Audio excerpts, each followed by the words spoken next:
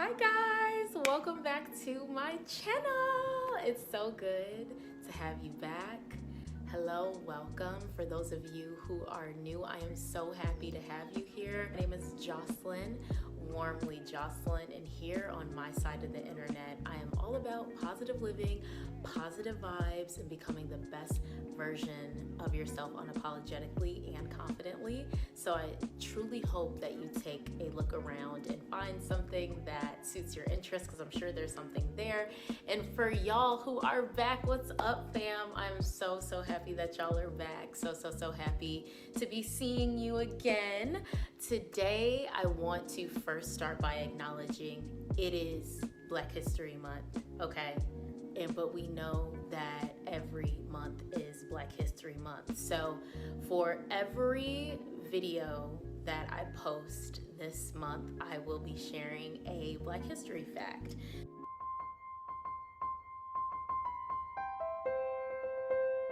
I'm getting my information for this fact from 100 Amazing Facts About the Negro and Complete Proof.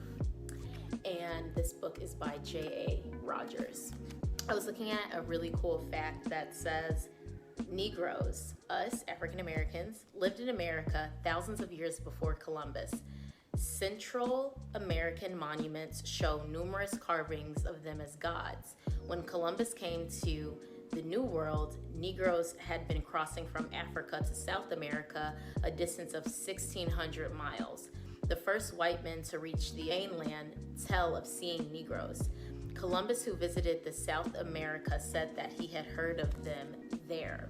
So that's kind of cool to hear that in ancient civilization that we go back. We've been here. So that was a really cool fun fact. And if you want to learn more about the 100 facts, this is the book. Take a screenshot, save it, go try to find a Black-owned bookstore to buy it. So we love that. Okay, friends, so for today's video, I have been just really thinking about this. And as you can tell from the title, I want to expound a little bit more on it.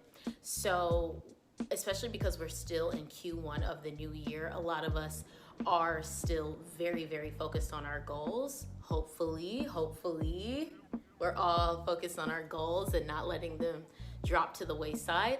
But with that, there's going to be and is a lot of transition and transformation. I feel that we are all in this state of transition and transformation of some sort, be it small, be it big, be it whatever size it is for you in your life. If you're experiencing transition and transformation of any kind, this is the video for you. We all talk about the very beautiful and glitzy and amazing and sexy parts about glowing up and transforming and becoming a new person and outgrowing the old identity. And this is my fill in the blank era. This is my, auspicious era. This is my independent era. This is this era. This is that era. And while that is all fine and dandy, there is this part of dying to your old self that comes with grief, dealing with. I, like most of y'all, have a lot of goals that I am working toward this year.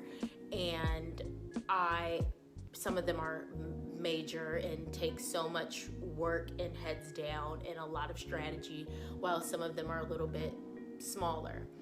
But with those bigger ones that require a identity shift in some cases, have been accompanied with grief. And I'm like, what is this? Why does this feel like this? And I know normally, y'all, I'm talking about videos on steps on how to do this or how to do that, but I more so want to use this video as time to look at what grieving can look like in your transition, in your glow up. We love the glow up. The glow up is so sexy. We love the glow up. The glow up is so fun. We love it. But it's like looking ahead at the glow up is what can be kind of scary. The unforeseen, scary. the idea that you are letting some things go, scary, becoming a new person, spooky, and all of that is a blessing. All of that is a blessing. But if we can be real, it's so scary. Like, it's so scary. Like, I am like, oh my God, who do I have to become? Or who am I now that I'm like this new version? And I'm whispering because y'all, it's like, what about all of these other elements of who I developed that maybe I don't identify with anymore, but yet those parts have helped me become who I am? Like, do they just die? Do I keep them? Do I carry them with me? Oh my God, let's just get into it. The first things that kind of look like a glow up and that you could be experiencing some level of grief is outgrowing relationships. And I think that can be family relationships. I think that could be friend relationships. I think that could be relationships that you have at a job that maybe you're not going to be at anymore.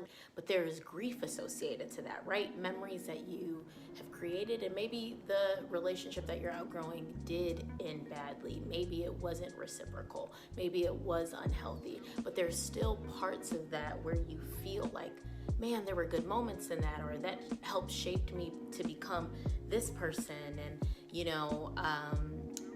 now what does that mean for this and X, and you're trying to piece things together. So I think that even though outgrowing relationships can be a very positive thing, or even moving away from certain aspects of that, there's still so much grief that is associated with that I feel that sometimes you don't always know where to place, because it can be confusing, because it's like in some cases you could be like, I'm leaving behind a negative thing to move toward a positive thing or positive goal or a positive future, but yet there can still be some there.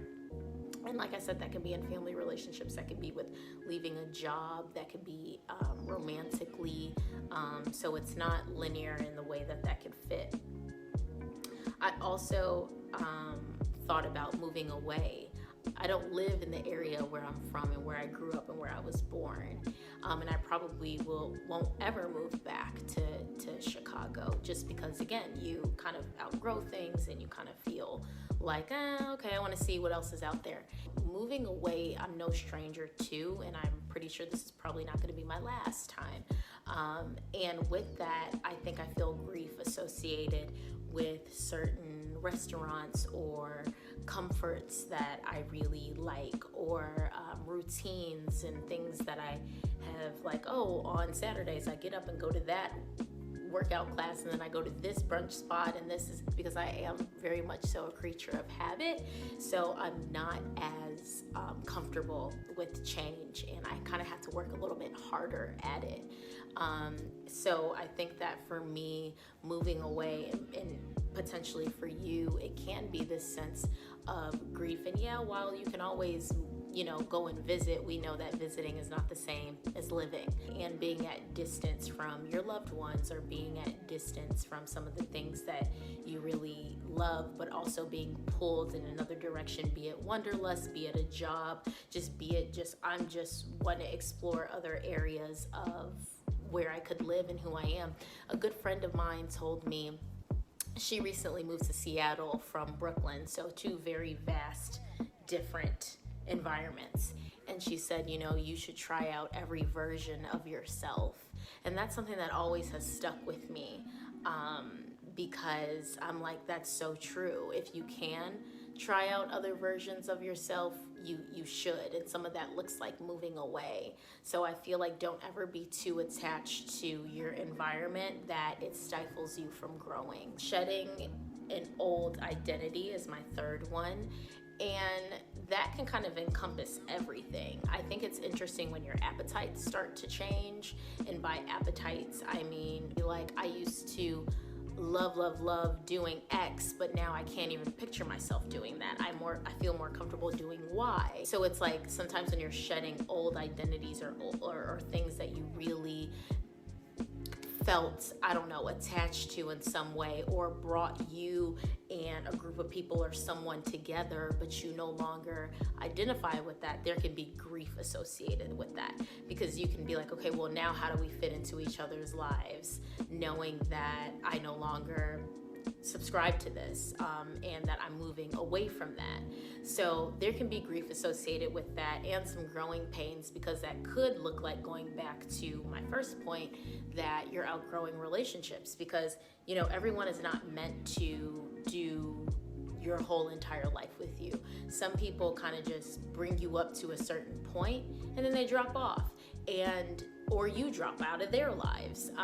And I think that that's not a bad thing. People are either lessons, or they are meant to just be in your life season through season through season, which is a complete blessing. And if you have those people in your life, hold on to them, because it is a rarity to be able to go through seasons and growing and transformation with the same people, because you are either growing together or you're growing apart.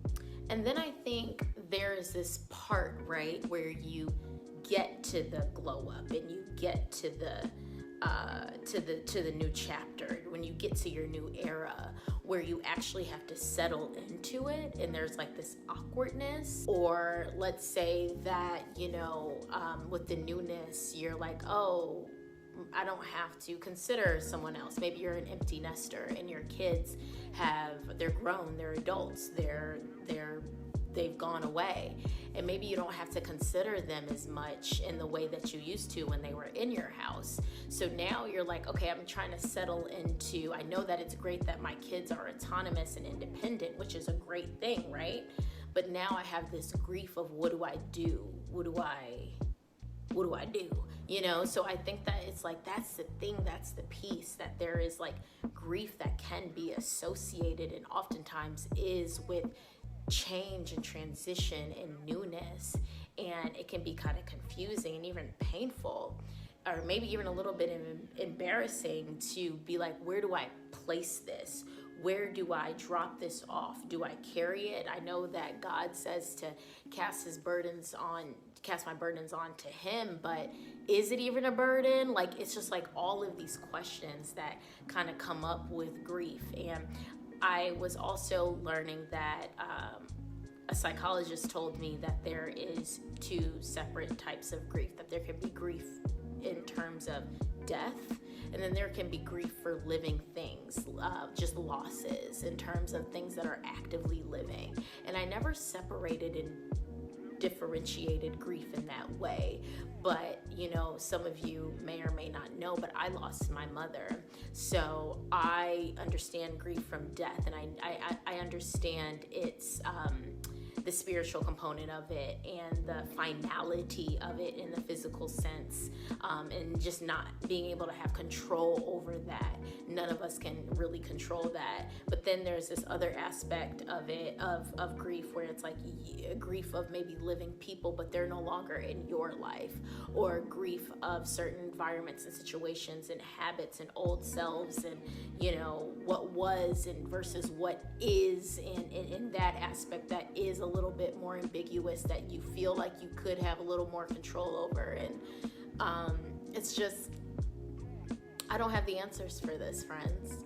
I think that I don't even have the steps. I just genuinely want to acknowledge that if you are feeling like this in any way, or can identify with this in any way, you are not alone.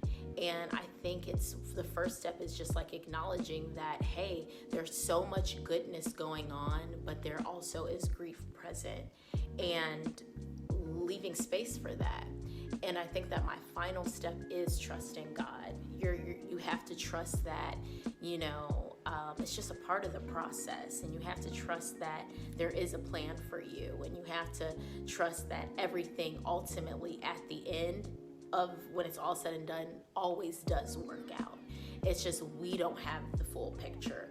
We don't have all all of the steps laid out in front of us. We just kind of have to like let go and surrender and be like, okay, I'm going to be present for this stage, and this stage is grief. But yet I also know that two things can be present at the same time. Two things can be true at the same time. I can be having a little grief, but also understanding and very excited for what's to come and what is. And so yeah, friends, that's just this idea that I just kind of been chewing on and thinking about in terms of grief with the glow up. So the glow up is great. We love it. We welcome it. We pray for it. We work, we manifest it. We attract it. We do all those things. But once it's actually when it starts getting close, and when it actually is in your life, that newness and that transformation and all those things that we have prayed for, wanted for, sacrificed for, it can kind of be a little bit like, what's happening and why do I feel like this? So friends, let me know if you have tips. You give me your tips, because I don't have the tips for this. You give me your tips. Drop them below. Again, 100 amazing facts about the Negro. Go get that. Learn about your history. Hold space for your Blackness. If you are Black watching this, it's very, very important. Educate yourself. Learn about who we are, how powerful we are, how beautiful we are, how intelligent we are. It's important. So that's what I've got today. I hope y'all have a great week, and I will see y'all on my next video. All right, y'all. Bye.